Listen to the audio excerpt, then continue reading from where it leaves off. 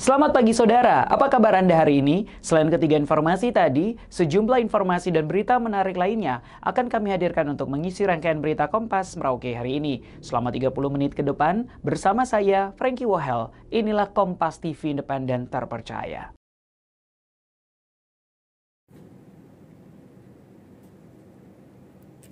Gempa bumi magnitudo 8,7 yang mengguncang Rusia diprediksi akan menyebabkan beberapa daerah di Papua berpotensi mengalami tsunami. Beberapa wilayah Papua itu diantaranya Manokwari, Raja Ampat, Biak Numfor, Supiori, Sorong bagian utara, Kota Jayapura, dan Sarmi. Gelombang tsunami ini diperkirakan akan tiba sekitar pukul 16.30 waktu Indonesia Timur dengan ketinggian 50 cm. Itu masyarakat yang berada di wilayah pesisir diminta untuk waspada dan menjauhi pantai. Pada hari ini telah terjadi gempa dengan kekuatan 8,7 di wilayah Kamchatka, Rusia pada pukul 8:24 waktu Indonesia Timur. Gempa ini berdampak di wilayah Indonesia, terutama di wilayah Papua.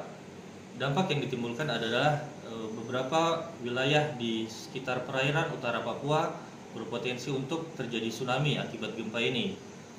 Daerah-daerah yang mempunyai potensi untuk terjadi tsunami akibat gempa Rusia ini diantaranya adalah Manokwari, Raja Ampat, Sorong, Biak, Supiori, Sarmi, serta Kota Jayapura.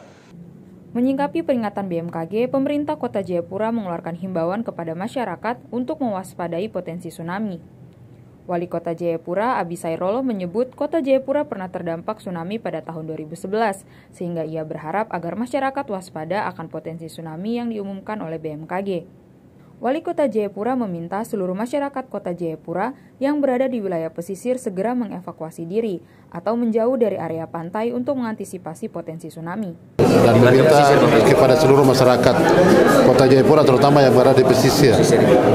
Dengan kejadian gempa ini kita hati-hati, karena pernah terjadi pada 2011 itu gempa di Jepang itu sampai di Kota Jayapura juga. Masuk di Teluk Yotefa, Holtekan, semua kena. Untuk itu bagi masyarakat kita yang berada di tepian pantai seperti hampir kita Pornumba ini kan ada di bagian pantai di laut ya. Nah, kita hati-hati kalau memang ada informasi dari pihak BMKG ya kita semua hati-hati supaya. Vindi Rakmeni, Kompas TV Jayapura, Papua.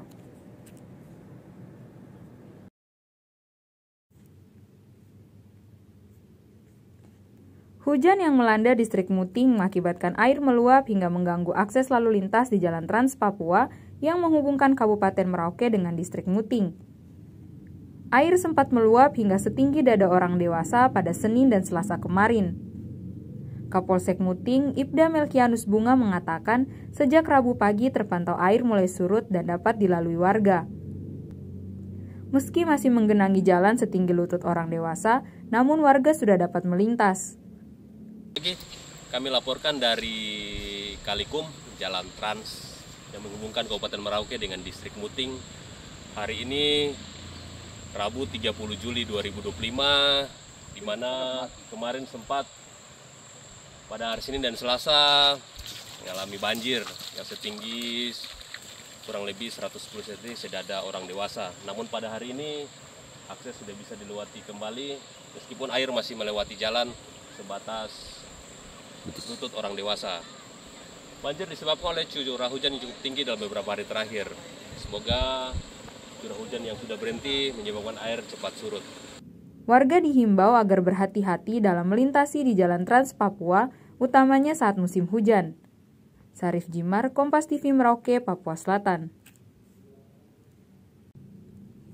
Video amatir yang beredar di media sosial dan kiriman personil Polsek Muting ini memperlihatkan sebuah kendaraan roda 4 jenis SUV sempat terseret arus saat melintasi banjir di Jalan Trans Papua pada Selasa kemarin. Kendaraan nekat menerobos banjir setinggi dada orang dewasa, namun karena arus yang deras, mobil terseret hingga ke pinggir jalan. Beruntung, warga setempat cepat memberikan pertolongan dan menarik mobil menggunakan traktor. Menurut keterangan pihak kepolisian, tidak ada korban dalam peristiwa tersebut. Baik, dapat kami sampaikan untuk terkait satu unit mobil yang terseret arus air di wilayah Muting itu memang benar terjadi. Dan untuk saat ini mobil tersebut sudah dievakuasi dan tidak ada korban jiwa. Tingginya debit air setinggi dada orang dewasa mengakibatkan sejumlah kendaraan tak dapat melewati jalur Trans Papua. Sarif Jimar, Kompas TV Merauke, Papua Selatan.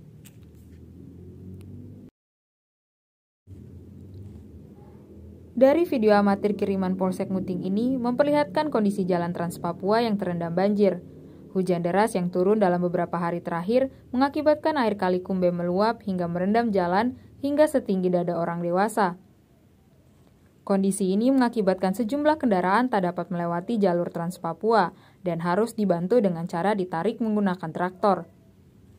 Sejumlah warga bersama pihak TNI Polri juga tampak bekerja sama menyeberangkan kendaraan dengan cara dipikul.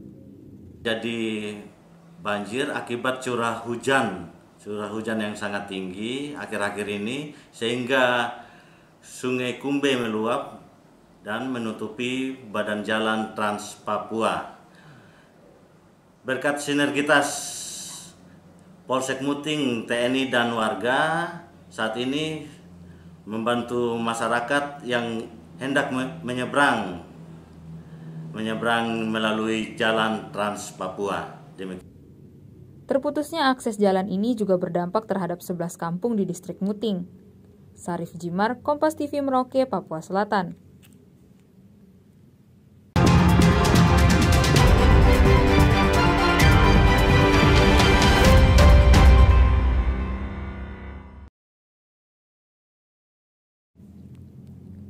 Dua pengedar ganja lintas provinsi dibekuk Satuan Reserse Narkoba Polres Kerom pada Senin malam.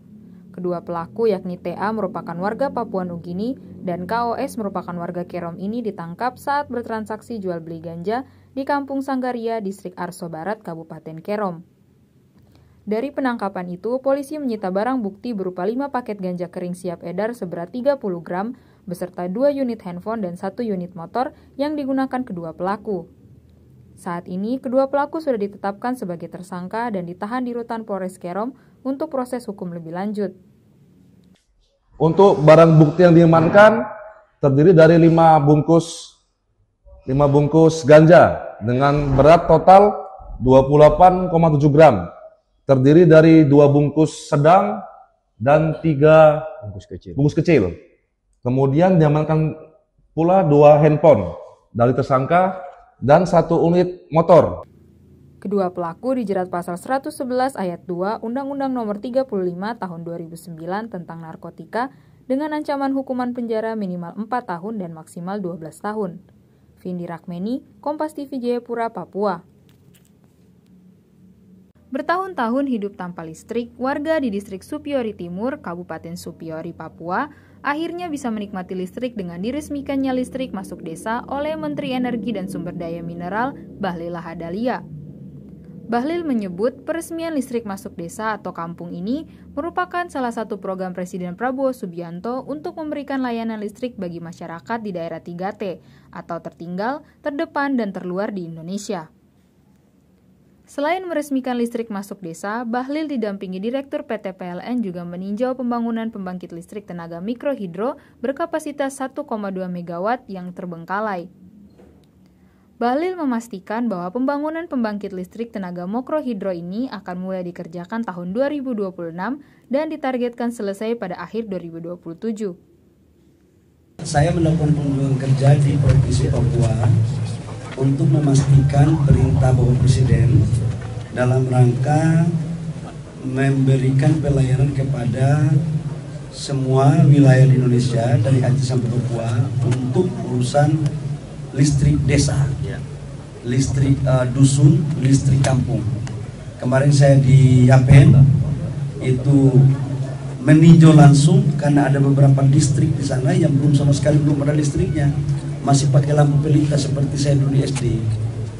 Nah, hari ini saya datang ke Supiori untuk memastikan pembangunan PLTMA 1,2 MW yang sudah terbengkalai sejak 2010. Pembangunan PLTMH ini nantinya akan memperkuat sistem listrik di Supiori dan akan melistriki 1.666 rumah. Vindi Rakmeni, Kompas TV Supiori, Papua.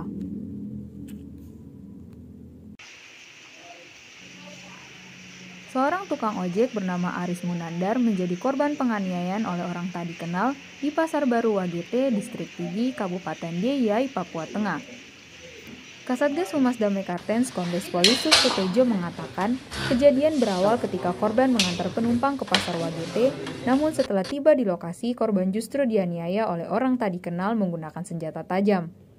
Akibat penganiayaan itu, korban mengalami luka sobek di pundak kiri dan kanan, serta luka tikaman pada tangan kanan sehingga korban dievakuasi ke RSUD Paniai untuk mendapatkan penanganan medis.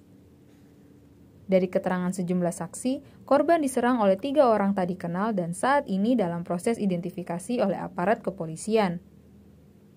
Polisi juga mendalami keterlibatan kelompok kriminal bersenjata dalam aksi penyerangan ini. Telah terjadi aksi penganiayaan menggunakan senjata tajam kepada seorang tukang ojek bernama Aris Munandar di kawasan Pasar Baru Wagete 2, Distrik Tigi, Deyai. Korban mengalami luka parah akibat penganiayaan senjata tajam oleh 3 orang tak dikenal dan kini tengah mendapat perawatan intensif di RSUD Kabupaten Paniai.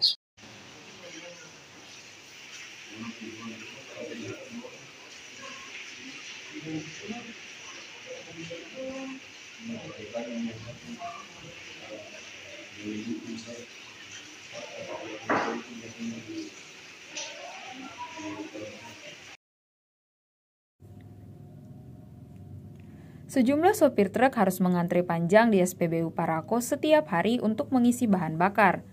Kondisi ini dikeluhkan para sopir yang harus menunggu hingga berhari-hari hanya untuk mendapatkan bahan bakar minyak. Para sopir mendesak agar Satuan Tugas atau Satgas BBM segera bekerja secara nyata agar distribusi BBM dapat kembali lancar.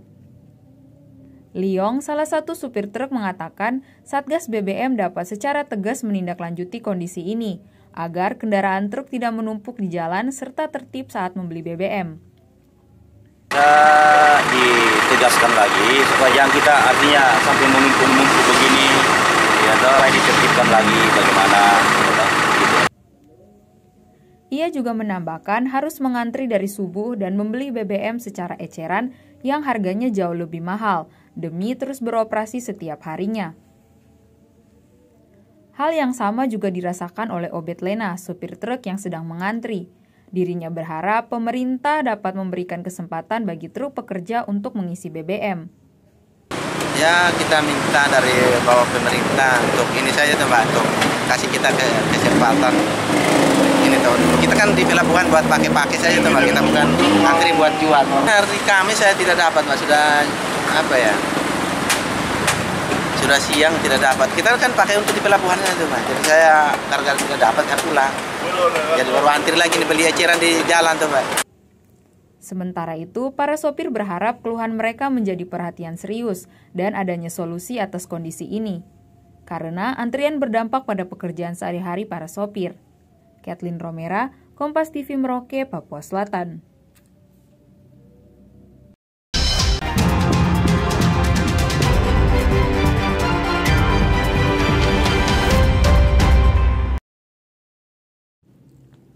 Dominikus Cambu resmi dilantik sebagai Wakil Ketua 3 DPRD Kabupaten Merauke pada Selasa pagi. Pelantikan dilangsungkan dalam rapat paripurna yang dipimpin Ketua DPRD Merauke Samuel Mugujai. Pasca dilantik, Dominikus menyebut akan memperkuat kelembagaan adat di Merauke. Di bidang konstitusi. Untuk khusus yang perhatian, sekarang kita hanya penguatan lembaga-lembaga yang ada.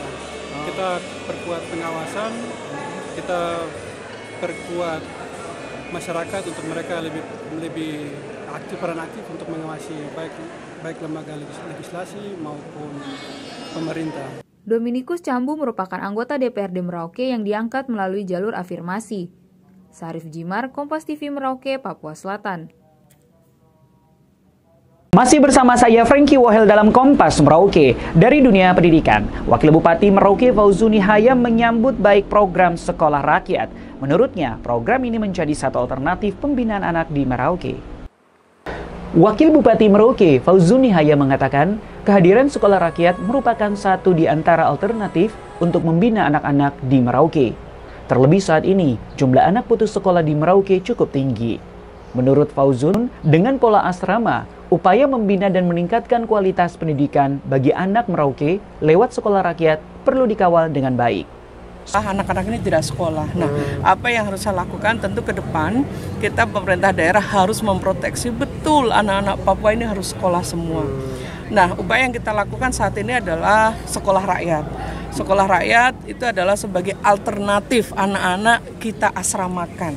Anak-anak tidak boleh kita biarkan keluar masuk sesuka-suka, tapi kita bina dengan di asrama nanti. Sementara, saat ini sekolah rakyat di Merauke masih dalam tahap pembenahan infrastruktur dan sarana. Gedung tak terpakai di SMK Negeri 2 dimanfaatkan untuk dijadikan lokasi sekolah rakyat. Syarif Jimar, Kompas TV Merauke, Papua Selatan.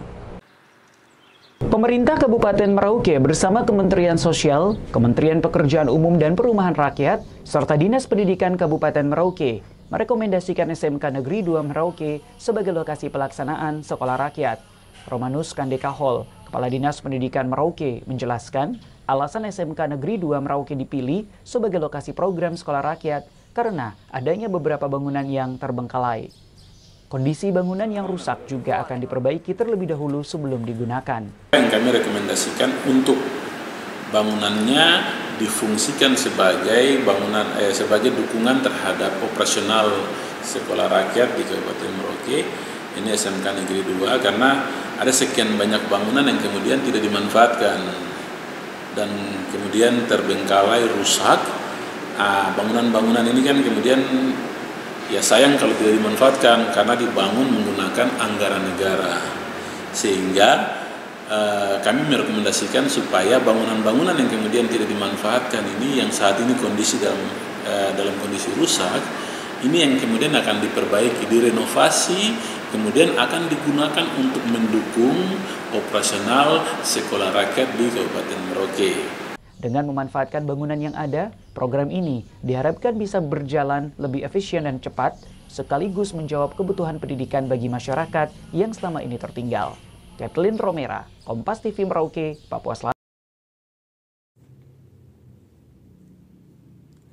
Pemkab Merauke berupaya menekan angka HIV/AIDS di Merauke yang terus meningkat. Pemerintah Kabupaten Merauke merencanakan untuk melakukan tes VCT kepada seluruh ASN dan honorer. Pemeriksaan VCT dalam rangka untuk memantau prevalensi HIV di Kabupaten Merauke. Ya, kita berupaya supaya ke depan kita terus menekan angka prevalensi HIV/AIDS. Jadi kami sudah mengaktifkan kembali KPAD. Ya, mudah-mudahan dengan nanti ketua hariannya Ibu Wakil Bupati bisa berkoordinasi dengan stakeholder yang ada, sehingga kita bisa melaksanakan kegiatan-kegiatan baik yang misalnya di sekolah-sekolah maupun mungkin di lingkungan masjid, gereja, pesantren dan lain sebagainya, sehingga informasi ini bisa dibagikan kepada kita semua tentang bagaimana cara menanggulangi HIV/AIDS. Sementara, Wakil Bupati Merauke Fauzuni Haya menyebut rencana pemeriksaan yang dilakukan kepada seluruh ASN dan honorer tersebut sebagai upaya preventif yang dilakukan pemerintah daerah lewat Komisi Penanggulangan AIDS. Upaya lain yang dilakukan Pemkab dengan melakukan kegiatan-kegiatan sosialisasi di sekolah-sekolah maupun di lingkungan masjid, gereja, pesantren, dan lain sebagainya. Karena memang dari hari ke hari bukannya menurun, kita malah meningkat. Sekarang saat ini bisa mencapai di angka 91, dan itu juga ada beberapa dari ASN, kemudian juga dari yang lain gitu ya. Nah, sehingga kami pemerintah daerah memang berkepentingan bagaimana pencegahan itu harus kita lakukan terus. Ini kan soal edaran kan bagian dari upaya yang harus kita lakukan untuk terus menekan KPA kita, AIDS kita gitu loh. Perilaku-perilaku yang mungkin menyimpang dan lain sebagainya untuk kalangan tertentu itu bisa dikendalikan. Syarif Jimar, Kompas TV Merauke, Papua Selatan. Dinas Lingkungan Hidup Kabupaten Merauke mencatat adanya peningkatan volume sampah rumah tangga dalam beberapa bulan terakhir. Hal ini disebabkan karena adanya pertumbuhan penduduk dan ekonomi di wilayah Merauke. Jenis sampah yang mendominasi adalah jenis sampah rumah tangga. Sebelumnya, jumlah sampah yang ditampung oleh tempat pemrosesan akhir atau TPA sebanyak 40-45 ton per hari. Namun, saat ini mencapai 60-70 ton per hari. Ya, pertama kita lihat dari sampah yang paling dominan adalah sampah rumah tangga. Menurut teman-teman, data yang ada di bidang kebersihan memang sebelum ada fenomena pertumbuhan atau penambahan sampah itu biasanya antara sekitar 40-45 ton per hari. Tetapi kemarin saya baru dapat informasi dari Kepala UPTD yang mengelola TPA. Beliau menyampaikan bahwa sekarang untuk sampah yang masuk ke TPA per hari itu kurang lebih antara 60-70 ton. Dinas Lingkungan Hidup terus berupaya untuk mengatasi permasalahan sampah ini dan terus mengajak masyarakat untuk bergotong royong memilah sampah rumah tangga serta menggunakan layanan berlangganan sampah yang sudah disediakan. Kathleen Romera, Kompas TV Merauke, Papua Selatan. Dan saudara, informasi tadi sekaligus menutup perjumpaan kita dalam Kompas Merauke edisi hari ini. Saya Frankie Wohel, mewakili tim kerabat kerja yang bertugas, menyampaikan terima kasih atas perhatian Anda. Saksikan terus Kompas TV independen terpercaya. Sampai jumpa.